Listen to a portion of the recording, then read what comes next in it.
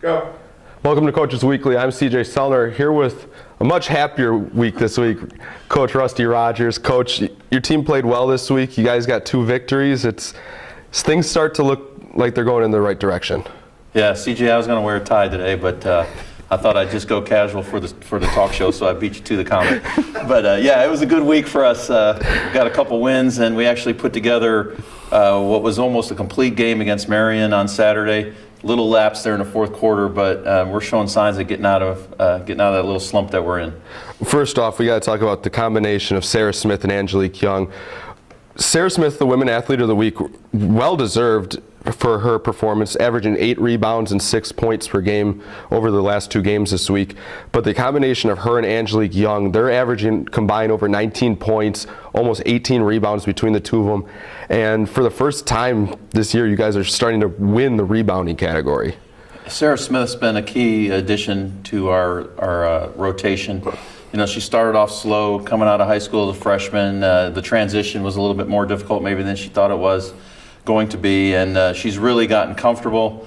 With her in the lineup, we're just a much better defensive team. There's things that are happening on the floor that don't even show up statistically. Just her presence in there, her shot blocking ability, her ability to defend the bigs from the other squad. And then Ange, who's really only a 5'6" post, is now able to play. She's still playing out of position, but she's playing more of a power forward for us, and it allows her a little bit more freedom offensively and defensively. So if I were to say from last month to this month, the biggest difference in our team, it's Sarah Smith. Her presence on the floor, especially defensively, has been remarkable for our squad. Now, something that we're not used to seeing, quite honestly, out of you guys. You guys have struggled from the three-point line just as much as we've talked. We'll get to the struggles from the free throw line over the last week.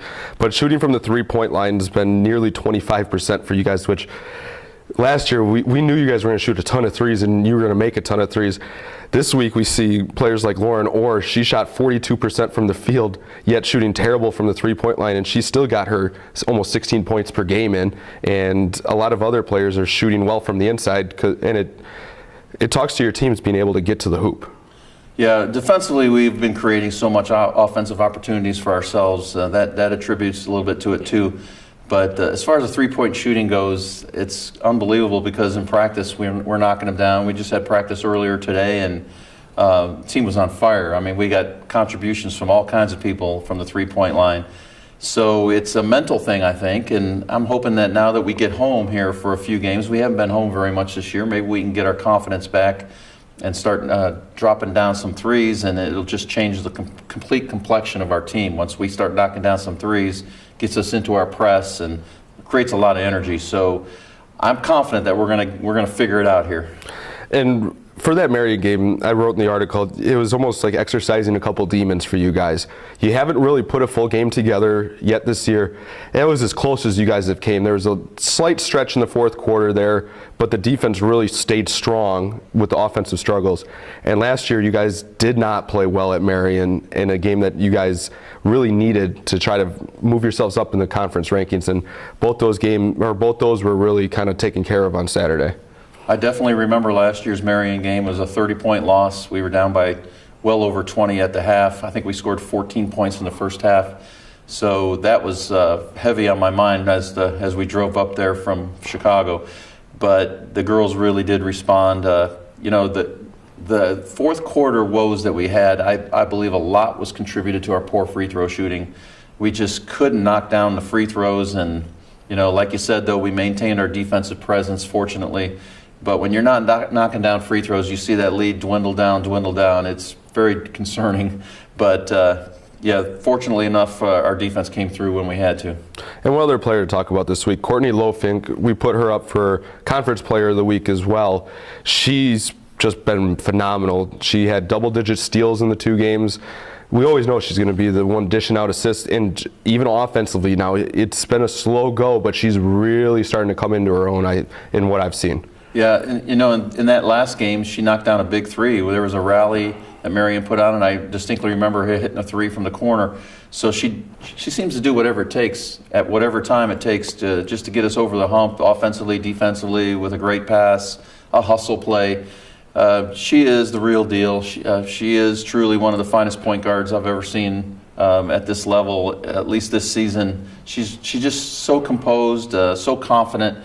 The one area that we worry about is obviously the personal fouls, and as long as she maintains composure out there and makes good decisions, she should be able to avoid that foul trouble that she's had here in the past. But she really makes us go offensively and defensively. She's a great player. We got to talk kind of that timely shooting. Lauren Orr has kind of been that one that's always made a basket when you guys need it. You guys are down in that first quarter a little bit against Marion, and then all of a sudden she'll pop off 5 straight points. And she's kind of done that all year, right when you guys need it, no matter if she's had a hot shooting night, a cold shooting night, it just kind of comes when she needs it. You know, seeing the transformation of Lauren Orr from her freshman year, and you've seen it too, CJ, from her freshman year now to her junior year, I think it really boils down to one thing. It's confidence. She was always a good shooter. She just didn't have that confidence, and I don't know if she had the confidence of her coaches, including myself, up until this year. So you've seen her evolve into just a scoring machine. I don't know how else to describe it. She just has so much confidence. She's creating off the dribble. She scores off the pass. She's finding different ways to get to the free throw line. She has been, her and Angelique Young have been the two solid players, of course Courtney as well, that have been there from the get-go, from the beginning of the season. So really, really pleased with Lauren. The sky's the limit for her. She can throw up a 30-point game there without any problem. So it's been great to see her progress. Talking about that defensive pressure, there was one moment that really stood out to me, was a combination that you guys start really running on and off the floor at any time now of Tiara Miller and Jasmine Colley. They run on with not much time left. I believe it was in the first quarter of that Marion game. Jasmine deflects the inbound pass, quick races it down, hits Tiara, and you guys get an extra bucket at the end of the quarter. Tiara Miller and Jasmine Colley have been giving us great defensive effort all year long. We substitute offense, defense quite a bit during the course of the game, and when those two girls are out on the floor and we're in our full court press, I pity the other team because they anticipate passes so well and they're so quick and aggressive. They've done a great job for us. Now we head into a very important week for you guys. You have a couple top teams in the conference. You have Benedictine coming up on Wednesday night here.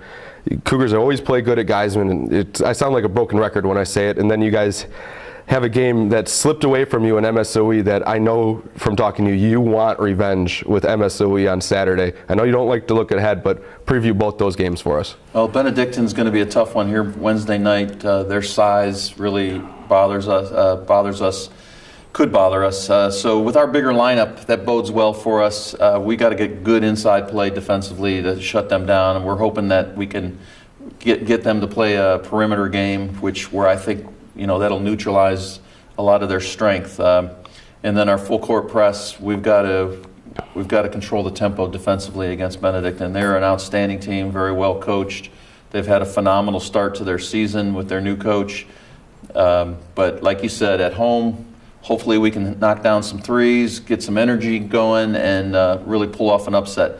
And Saturday, MSOE, we gave that game away up there. We played a really solid game, and then we hit a big dry spell and allowed them to come back from a 13-point deficit to beat us right at the end of the game, and it still hurts. So, that's going to be a big revenge game for us. We just got to play the same type of game we played up there and shoot the ball a little bit better and then be a little bit more consistent. We could come out of here with a couple of wins. By the same token, we can come out here with a couple losses. So it's going to be one of those weeks where we're going to have to really come out and play. Not to overhype the two games, but what can a two-game stretch like this, we'll just kind of discount last week's two games, with these two teams you guys are chasing to try to get even higher up in the conference rankings to potentially work your way back into a home game for the playoffs. How can two games like this really kind of propel a season and really take this team's confidence from what is now becoming a higher level to one that I could see almost off the charts? It's definitely a big week for us. If we're going to make a move in the standings, we've got to knock off those teams that are ahead of us in the standings, which we have been unable to do to this point. So we got two of them this week. We've got them on our home floor. Everything's pointing in the right direction. This is a huge week for Cougar women's basketball, no question about it. We can really change the standings by taking care of business this week. So I hope all you fans get to come out to see the Cougar women at Geisman. Coach, just because we've had a little thing, for those of you who don't know, I got into Rusty a little bit on the radio for his outfit choice last home game. Then he goes and shows me up with a tie on Saturday. Coach, what's the outfit preview for Wednesday night? The tie worked really well on Saturday. Yeah, of course. So, being superstitious like I am, I got to go with the tie on Wednesday. So make sure you tune in on video and you'll see the tie. Tune in on Wednesday. Cougars got a big one coming up with Benedictine. We hope to talk to a very happy coach, Rusty Rogers. I'll let him wear whatever on next week, Monday, if they can win both these games. For Coach Rusty Rogers, I'm CJ Sellner. Thank you for watching Coaches Weekly.